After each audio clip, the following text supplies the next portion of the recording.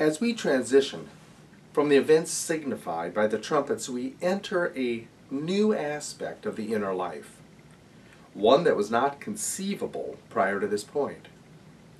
It is at this juncture that we truly appear to be born again. This may run afoul of the manner in which this phrase is often utilized. However, following the lead of the story and of the symbols, it is here that new birth is first encountered. Commonly, this phrase, born again, is used to denote a person who has accepted Christ, decided to live a Christian life, and has repented, that is, begun to live in a new manner. To use the phrase in this manner does imply a decision to set out on a new way of life. However, putting aside the various theological and ecclesiological arguments that could here be presented, the images now encountered tell us that it is only after we have completed, at least partially, the sublimating of the sensual life and confronted and likewise sublimated the destructive inner dynamics of the psyche, that we actually commence the true experience of that new life, of being born anew. We see this in the way the vision now progresses. It begins with the opening of the temple, the presentation of the Ark of the Covenant, and birth of a child from a cosmic woman. Many people tend to neglect the fact that in the original manuscripts of the Bible, there were no chapters or verses. It was written down as a continuous story.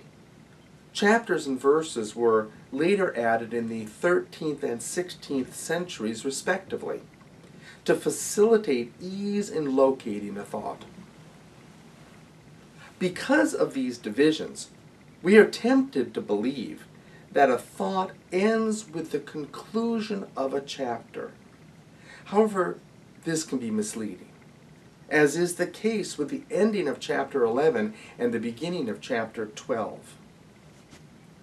The first of what we will be referring to as the 7 unnumbered visions actually commences at the conclusion of chapter 11, not with the beginning of chapter 12.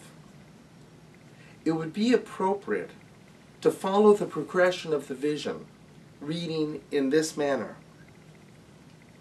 Then God's temple in heaven was opened, and the Ark of the Covenant was seen within his temple. There were flashes of lightning, rumblings, peals of thunder, an earthquake, and heavy hail. And a great sign appeared in heaven, a woman clothed with the sun, with the moon under her feet, and on her head a crown of 12 stars. She was pregnant and was crying out in birth pains and the agony of giving birth. In our pursuit of comprehending this book as a dream, we can easily interpret this scene as indicating that John is being invited into a deeper, intimate relationship with God.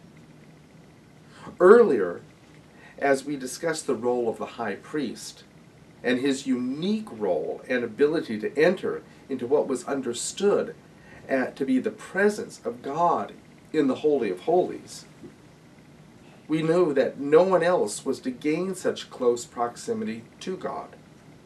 All others must remain on the outskirts of such holiness. John is now shown that once the dominion of the sensual, the compulsive orientation toward the outer world, and the pull to identify one's self with the ego is overcome, then there is an invitation to enter greater depths. The temple is opened.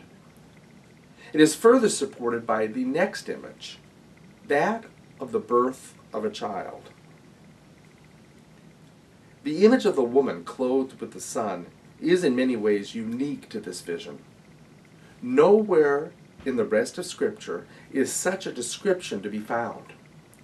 Asking John for his associations and placing the image of this woman within the hub of our interpretive wheel, we may receive a number of answers. First, the juxtaposition of sounds issuing from the temple and the woman giving birth may have jarred a recollection for John of Isaiah 66. There it states, "A sound from the temple, the sound of the Lord rendering recompense to his enemies. Rejoice with Jerusalem. Before she was in labor, she gave birth. Before her pain came upon her, she delivered a son. Who has heard such a thing? Who has seen such a thing? Shall a land be born in one day? Shall a nation be brought forth in a moment? For as soon as Zion was in labor, she brought forth her children." In this case, John could assume that this image is representative of the heavenly Zion. But this was not all there was to this part of the story. As the woman was about to give birth, a dragon stood before the woman, so that when she bore her child, he might devour it. As a man of the Near East, with overwhelming Greek influences about him, he would also have been very familiar with the Egyptian myth of Isis, Horus, and Set, as well as the Greek myth of Zeus, Leto, and Python. In the Greek myth, Zeus took the form of a swan and impregnated the human Leto, who then carried within her womb the twins, Apollo and Artemis. But Zeus's goddess wife, Hera, in a fit of jealousy, sent the serpent, Python, to devour the children as soon as they were born. But Apollo and Artemis escape and later kill Python. In the Egyptian mythology, Set is the close equivalent of the devil in their pantheon. He is a god of rage, war, and confusion, and also known as the Red One, often represented with rough red hair. In the story of Set contending with Osiris, Set tricks the high god Osiris and takes the throne of Egypt from him. Set then pursues the wife of Osiris, Isis, and their son Horus, fearing that Horus will avenge his father and take back the throne of Egypt.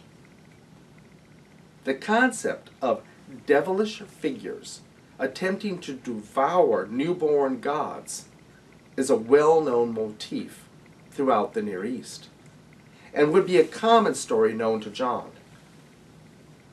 These two would be placed within our wheel of dream association interpretations. All of these symbols, the heavenly Zion, Leto, Isis, Apollo, Horus, Python, and Set, point in the same direction. This is the image of the wife or consort of a high god who will give birth to a god. For John, who was the divinely assigned protector of Mary, remember as Jesus on the cross told him, "Son, behold your mother." All of these would have been shadows presaging the one he knew as God's true consort, Mary. This is even more pronounced with this woman's proximity to the revealing of the Ark of the Covenant, an image associated early on with the Virgin Mary. Athanasius of Alexandria, the 3rd century theologian, renowned for his penning a well-received creed on the Trinity, wrote, "O noble Virgin, truly you are greater than any other greatness. For who is your equal in greatness, O dwelling place of God the Word? To whom among all creatures shall I compare you, O Virgin? You are greater than them all, O Ark of the Covenant, clothed with purity instead of gold. You are the ark in which is found the golden vessel containing the true manna, that is, the flesh in which divinity resides." Athanasius was merely one of many early sources understanding the image to correspond to Mary, especially in her spiritualized aspect as the church. So, putting this all together, as to gain some sense of what these images represent, it is reasonable to assert that the image of the woman clothed with the sun may represent the new Zion, the bride of Christ, the church, which gives birth to children who are images of one who is to rule all the nations with a rod of iron, the God Jesus. We now can return to the image of being born into heaven. Once the individual has dealt with the temptations of the outer life, of the life of sensual domination, as well as the dark inner aspects of the inner life, he or she is seen to be born out of the womb of the spiritual church. Today we may confuse the church with the various institutions that comprise the human organization we call church. But for John, that organization was in its nascent stages and would have been seen as a spiritual entity, the spiritual entity it truly is. This is clearly represented in the vision, as here the church is presented as cosmic and not bounded by time or space. The Heavenly Mother in this vision is clothed with the sun, with the moon under her feet, and the complete zodiac of the heavens as her crown.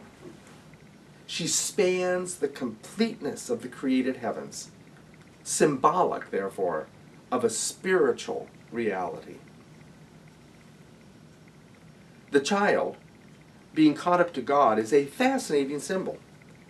Immediately one would think of Christ's ascension, but since the context here is in the midst of a developmental process initiated by that very ascension, remember, it is only when Christ had ascended that the seals could be opened, instigating this progression. This demands, therefore, that we look deeper.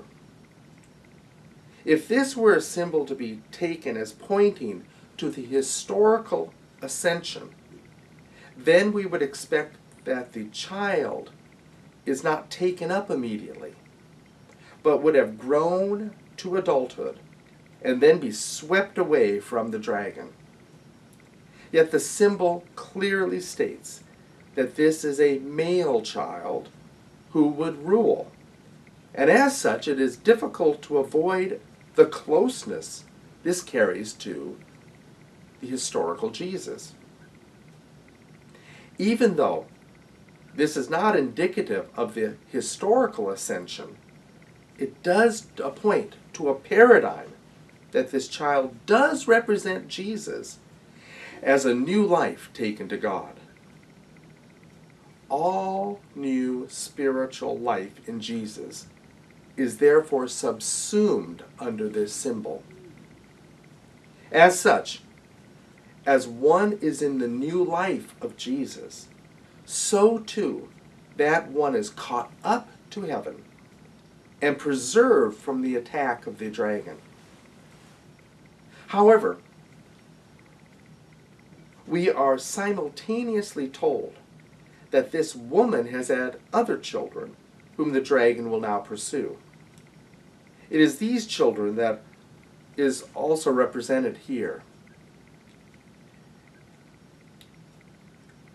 Add to this the mythology of Horus that we just looked at. Horus, who is seen to be incarnate many times as the Pharaoh. With this, we can see a parallel that is taking place. Horus is incarnate in these kings of Egypt, and Christ is incarnate in his many royal priests, his followers and disciples, present and future. There is a contrast that is now presented. The individual follower, as in Christ, swept up into heaven, and the individual as the other child of the woman who will be pursued by the dragon. John is seen in this dichotomy an experience of what occurs during this next step in the spiritual process. The individual will experience the overt assault of objective evil, even as their deep inner spiritual life is both developed and maintained in the presence of God. The individual is both active in the outer life while held firm in the inner life. It is as St. Paul states in his second chapter to the letter to the Ephesians, that even as we walk through this world, we also are now seated in heavenly places with God. It is as if the closer we move toward our destiny, as we gain a deeper experience both of life and God, that at the same moment we experience a greater degree of evil and darkness. As the light grows lighter, the darkness grows darker. Apparently, these opposites must arise to maintain some sort of equilibrium in life. This is in line with the ponderings of many early thinkers as they were addressing the necessity for the arising of an Antichrist in contrast to Christ. Over the course of the first millennia AD, and especially during the first centuries of the second millennia, many looked to the astrological significance of Jesus being born at the commencing of the age of Pisces. In astrological thinking, there are 12 months, which comprise an eon. Each month is defined by the constellation in which the sun arises on the day of the spring equinox. During the last decade before the birth of Christ, the astrological month of Taurus was coming to an end. But then, as the sun at that moment of the spring equinox began to rise, it then rose into the constellation of Pisces. Now, Pisces is comprised of a constellation of stars seen as two fish, one pointed or swimming vertically and the other horizontally. It was not lost on many of these observers that the early followers of Christ would see themselves as fish within the baptismal waters, nor that the symbol of the fish was used as a code for Jesus Christ. However, they point to the indication that in this age there would be two fishes present, swimming different from each other. This, it was proposed, was the birth both of Christ and Antichrist into the world. The world and the individual would then be confronted with both, having to deal with each in their lives. We see this encounter both in the outer world and within the soul. Our rational minds have trouble with this. For our rational minds, such a dichotomy is difficult to hold. We want to resolve the tension caused by this paradox. Either we are here on earth, or we are in heaven. Either we are safely tucked away with God, or we are not. Either we are protected, or we are subject to the onslaught of the devil. But practical experience supports how John perceived it in his vision. The person is simultaneously in heaven and at the mercy of the devil's ire. This was noted in the experience of Padre Pio, the recently canonized friar from San Giovanni Rotondo in Italy. Padre Pio, now known as Saint Pio, related many such dichotomous experiences.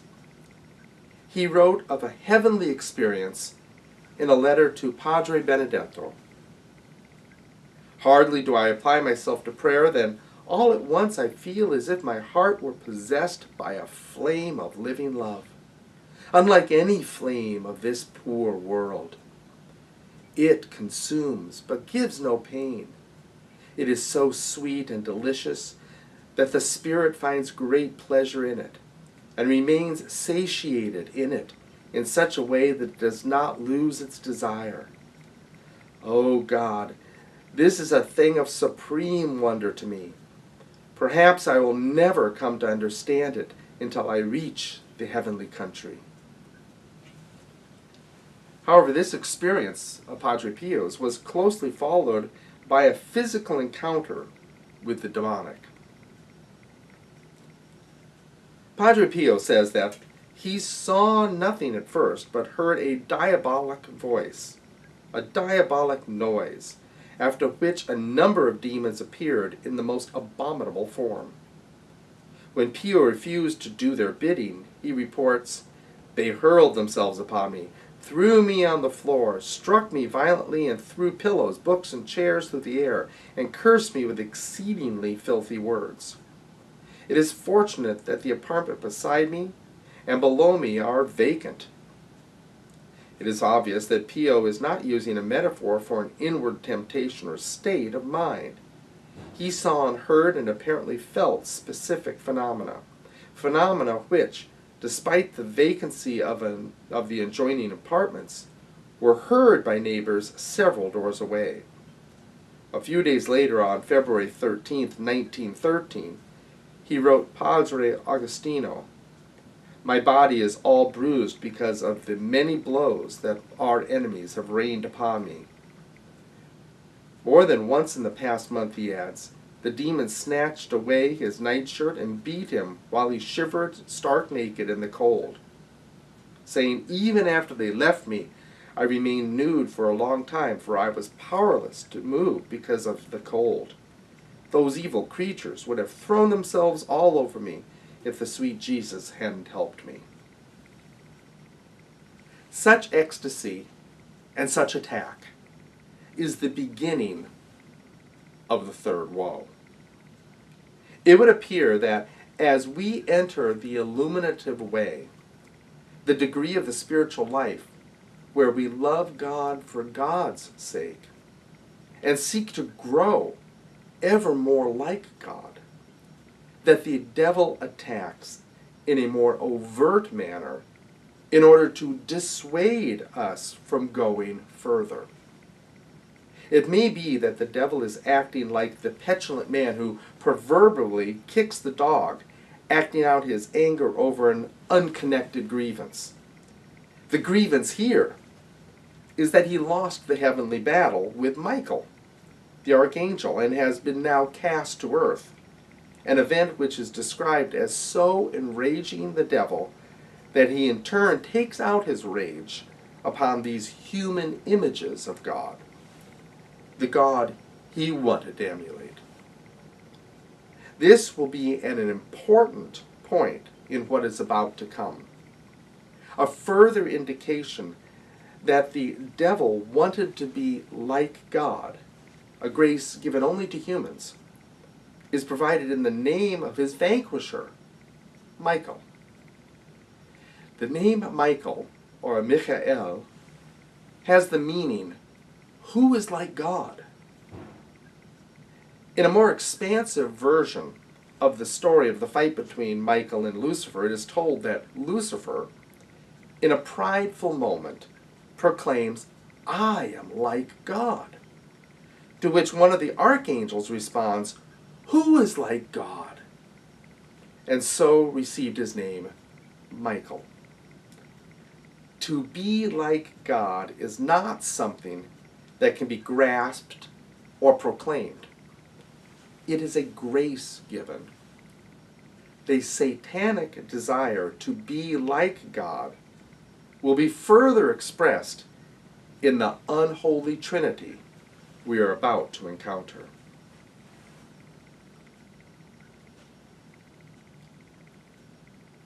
It would seem that the ecstasies provided at this point may be enough to compensate for the evil encountered, and up to a point, this is the case. However, now active evil will employ another strategy to disrupt the process. A strategy that will attempt to use the very ecstasies and spiritual experiences against the individual. Up until this point in the process, the objective devil has not had much overt work to perform.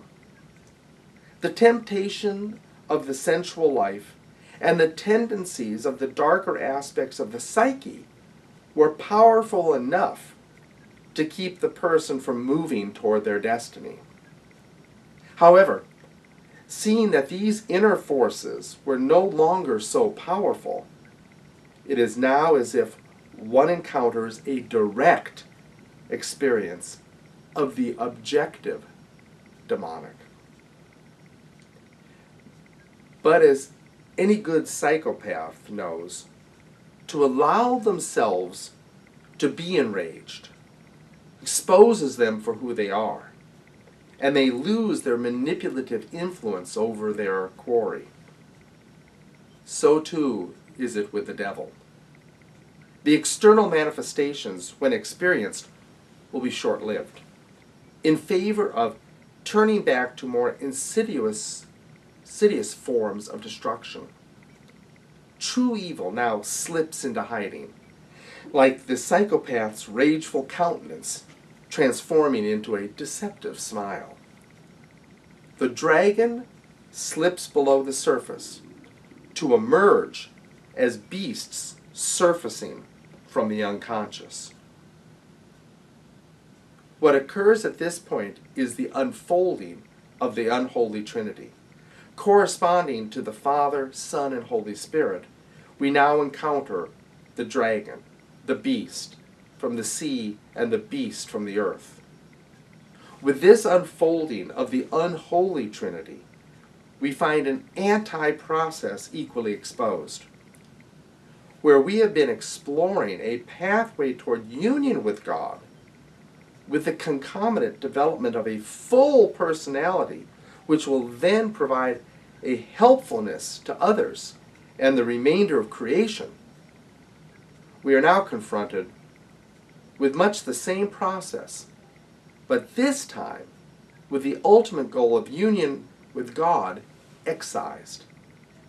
It is the devil's ultimate ruse, the final deception of having everything good in life, but without God.